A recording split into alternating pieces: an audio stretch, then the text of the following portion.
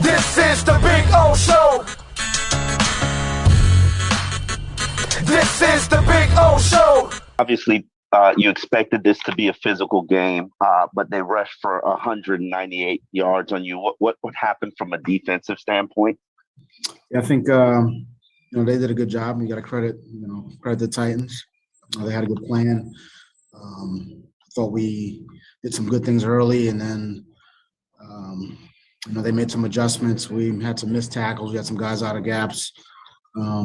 They took advantage. We got to do a better job. Let's try Daniel again.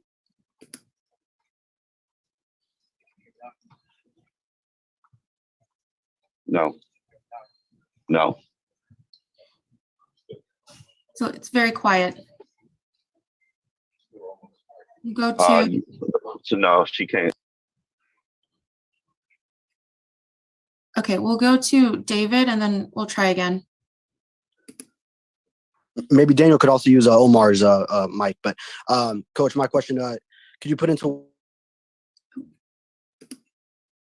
Oh, sorry. Am I back? Yeah. Yes, we can hear you. Oh, yeah. Could you put into words the totality of what this team is feeling right now, fighting all the way back into the playoff picture to now being on the brink of elimination? I mean, look, anytime you don't have the performance, that you're looking for, you're disappointed.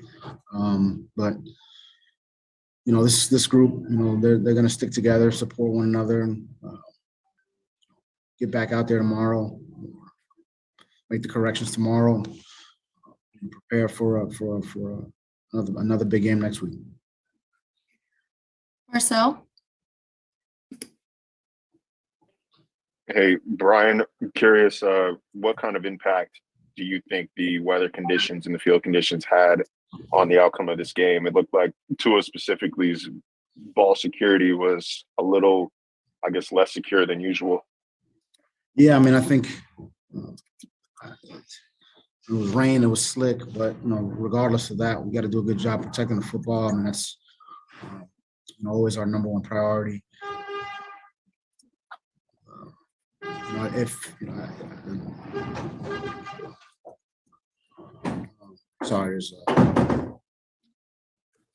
We got to do a better job protecting it. It's always a top priority. And look, they had the same elements we were dealing with, so even playing field from that standpoint, we got to do a better job. Omar? I actually wanted to ask you about Tannehill and the blitzes. They weren't necessarily effective against him, or you guys didn't utilize them as much. Was that the game plan? What were the Titans doing to neutralize the pressure? I mean, the run game was part of that. We got to get them in situations where we try to get people in situations where we believe it's going to be a pass. So obviously the run game and the run success running it kind of neutralized some of that. And then I think they had a plan for a lot of it from a protection standpoint. David? Yeah, I wanted to ask about the play where there appeared to be a fumble in Tennessee territory that Agba came out of the pot with. What was the explanation you received there, and was that something you could challenge? Yeah, I mean, they said it came out of it as a blue ball. So okay, and also just Austin Jackson was out. Oh, sorry, Go ahead. Oh, that Austin Jackson was out quickly for a series. Solomon McKinley, and then Jackson came back in. What happened there? Yeah, Austin just had to come out for a series, and so Solomon obviously backs him up. He went back in when he was ready. Marcel? Hey, Brian, I'm curious if did you get an explanation for the no pass interference call on Devontae there on I think 4th and 11? He said he didn't see a hook, and that's his call. Gotcha. Thank you.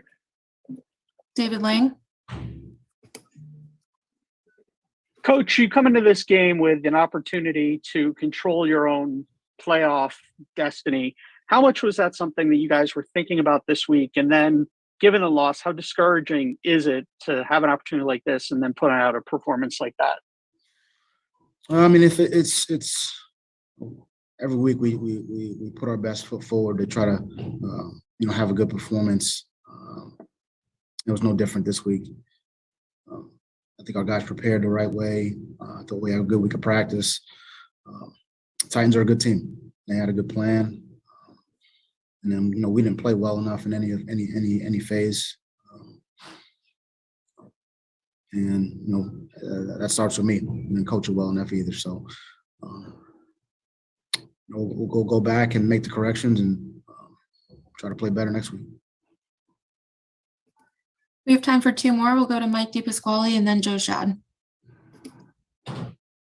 Coach, you mentioned earlier about the missed tackles, and you mentioned about just some of the mistakes. Is that the most frustrating thing as you prepare your team, as you always do every week?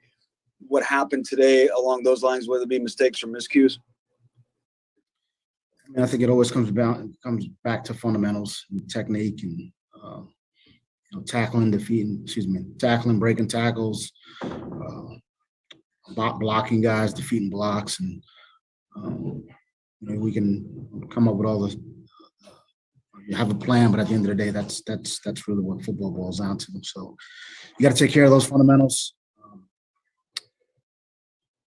And we had some communication issues as well. So against a good team, you got to take care of all those little things, or else they take advantage. Last question, Joe. Well, when the game was still within reach, one of the offensive plays that stands out to me is a sack that was taken on third down that created a 53-yard field goal that was then missed. What was your perspective on that situation and that play? I think it was a 3rd and 9 on I forget the yard line, but you don't want to sack in that situation. Create a longer field goal, which we ended up missing. You gotta execute better, gotta protect better. We gotta get open quicker. We weren't able to do that. Led to the sack, which losing those couple of yards was the difference in the field goal, especially in weather.